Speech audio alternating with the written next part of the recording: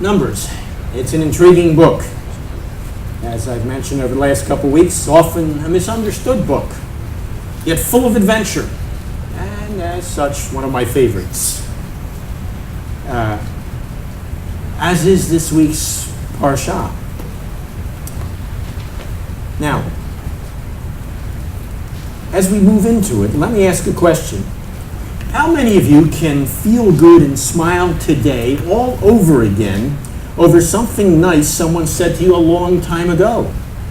Or, how many of you have to protect yourself from remembering vicious words spoken to you, which, even today, when you remember them, still make you angry or hurt? Yes, just about each and every one of us remember the words of what we might call blessing or cursing that were spoken about us or to us. And too often these words of blessing and cursing have a way of eerily coming true. You see, sometimes we create our own negative and positive, what you might want to call prophecies. I'm sure you're aware of the fact that many movie stars, big shots, and athletes started on their road to fame and fortune by telling themselves, when I grow up, I'm going to be rich and famous. And so it was. And too many times, people are told by others, or there are people who tell themselves, I'll never amount to much. And they also get exactly what they expected. What's my point? Just this: the words of ordinary people can help create and destroy worlds and dreams. Words can plant forests of beauty, or they can uproot orchards, leaving behind barrenness and desert. You see, words and perspectives, perceptions and expectations have the power to alter and shape reality. Consider the Parsha for tonight and the Haftorah for tonight. The spies looked at the land and the people and said, uh-oh, they're big, we're small, we're in trouble. Later, when the next generation went in and they talked to one of the people of the land, that particular person, Rahab, said, when we hear the name Israel, we tremble because you are a mighty people. Same people, same circumstances, different perspective. So in today's story, Numbers 13 and 14, the people of Israel brought doom upon themselves because of their, let's call it, fascination with doom.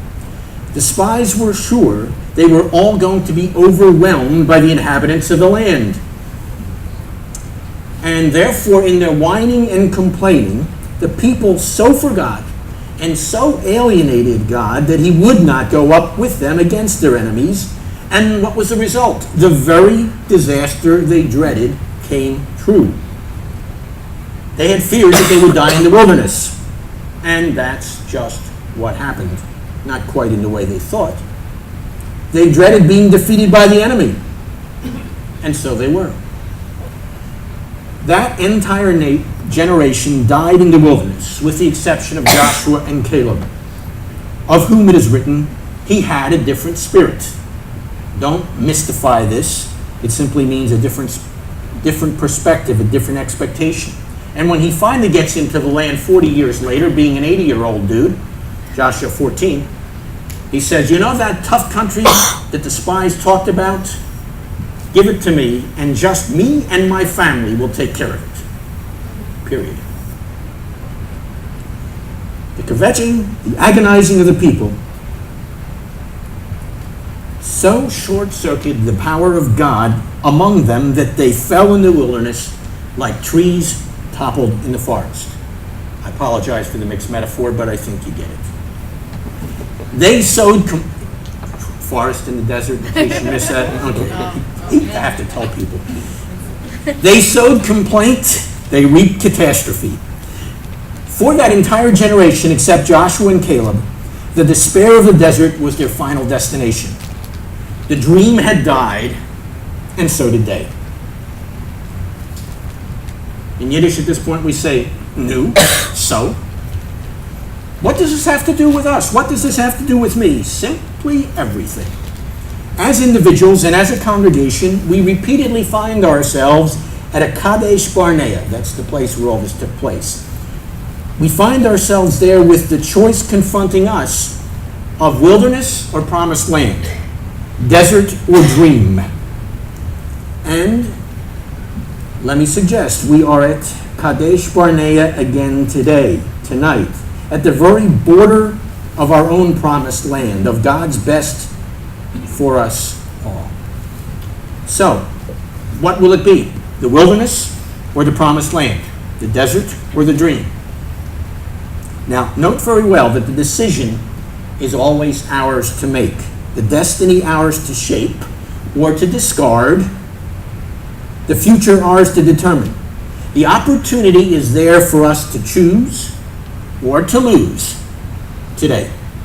You see, we today are at the very boundary between the past and our future. Therefore, today, every one of us here at Congregation OHR CHADASH, at this community and family, every one of us has the power not merely to choose our own way of life. We have something far more awe-inspiring and, in fact, terrifying within our grasp. Beyond the power of personal choice, we individually and collectively have the power to determine what the future will hold for our entire community in this time and at this place, in our particular geographical corner of the world and our particular spot in history.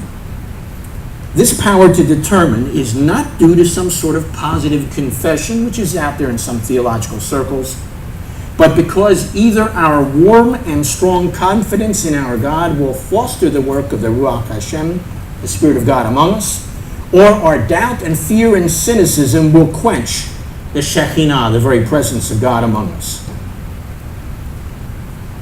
So, what will the future of Congregation OHR CHADASH be?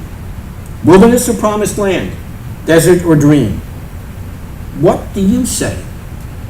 For what you say may well be what will be. And not only those of you sitting here, but those of you who have joined us by way of the internet. Now, we often view this incident at Kadesh Barnea only under the categories of faith on the one hand, unbelief on the other, as is the case in Psalm 95, one of the Shabbat Psalms, or the 3rd chapter of the book called Hebrews. And that is a valid perspective. But we can also see this scenario in terms of the categories of praise versus pickiness, confidence versus complaint. Recall the story. The 10 spies saw giant problems, literally. Joshua and Caleb saw great possibilities, literally. While Joshua and Caleb said, "Let's go for it," the wilderness generation said, "Let's go back to Egypt."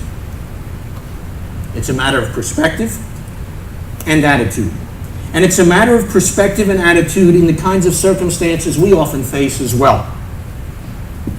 Now, in the community, Mildred was known as the gossip and the self-appointed monitor of the community's morals.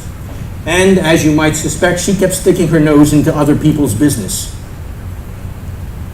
Several members of the community did not approve of her extracurricular activities, but they feared her enough to keep quiet.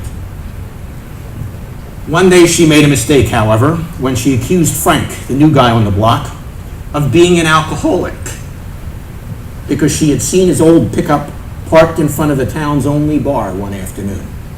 And so she did what she normally did. She emphatically told Frank, and not just Frank, but several others, that everyone seeing his truck there would know what he was doing. Now, Frank was a man of few words, so he just stared at her, just for a moment, and then merely turned and walked away. He didn't explain, he didn't defend, he didn't deny. He simply said nothing. Later that very evening, Frank quietly parked his pickup in front of Mildred's house, walked home, left his truck there all night.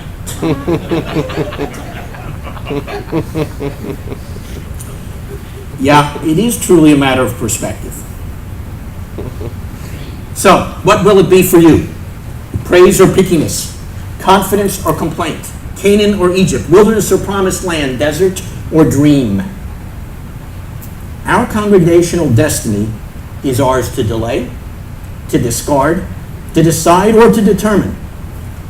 You see, our parsha for this week is not simply some Bible story put there to entertain children. No, as one ancient rabbi reminded us in 1 Corinthians chapter 10, whatever was written in times past was written for our instruction, on whom the end of the ages has come. Now, what you and I choose today and each day will determine our future, just as certainly as the negative report of the 10 spies determined the destiny of an entire generation of our ancestors. You see, it was not only themselves whom the 10 spies injured, they banished and they barricaded an entire nation from a destiny as bright as gold, and as they put it in the text read to you tonight, as sweet as milk and honey, to use their own words. Despairing, doubting, and finding fault will always drive us down, and will always drive us off the path of what God is doing. Others may enter the land of promise, but doubters and complainers will straggle behind. They will lose momentum and spiral down, steeped in their own misery and murmuring, eventually crashing in the wilderness, and unfortunately, as it always seems to happen, dragging many others down with them. By way of example, wait till next week's parsha.